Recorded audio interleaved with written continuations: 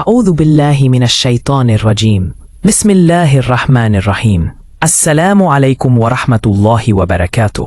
آج ہم سنیں گے حضرت لقمان علیہ السلام کی وہ حکیمانہ نصیحتیں جو انہوں نے اپنے بیٹے کو کیں، ایسی باتیں جو آج بھی ہر ماں باپ کے دل کی آواز ہیں اور ہر بیٹے کے لیے رہنمائی کا چراغ۔ حضرت لقمان کی اپنے بیٹے کو نصیحت۔ اے میرے بیٹے، اللہ کے ساتھ کسی کو شریک مت ٹھہرا، بے شک شرک بہت بڑا ظلم ہے۔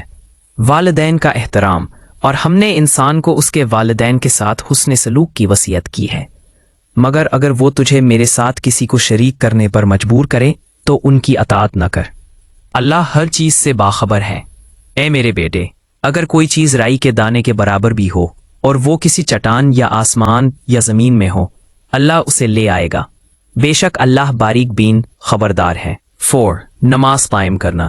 اے میرے بیٹے، نماز قائم کر، نیکی کا حکم دے، برائی سے منع کر، اور جو مصیبت تجھ پر آئے اس پر صبر کر، بے شک یہ ہمت کے کاموں میں سے ہے۔ 5 تکبر نہ کرنا، اور لوگوں سے منہ پھیر کر بات نہ کر، اور زمین میں اکڑ کر نہ چل، بے شک اللہ کسی تکبر کرنے والے، فخر کرنے والے کو پسند نہیں کرتا۔ 6 میانہ روی اور نرمی۔ اپنی چال میں اعتدال رکھ اور اپنی آواز کو نیچی رکھ، بے شک سب سے بری آواز گدھے کی آواز ہے۔ سبق: توحید کی اہمیت، والدین کا ادب و احترام، اخلاقی تربیت نم۔ اللہ تعالی ہمیں حضرت لقمان علیہ السلام کی نصیحتوں پر عمل کرنے کی توفیق عطا فرمائے اور ہمارے دلوں کو حکمت، صبر اور تقوی سے منور کرے، آمین یا رب العالمین۔ السلام علیکم ورحمۃ اللہ وبرکاتہ۔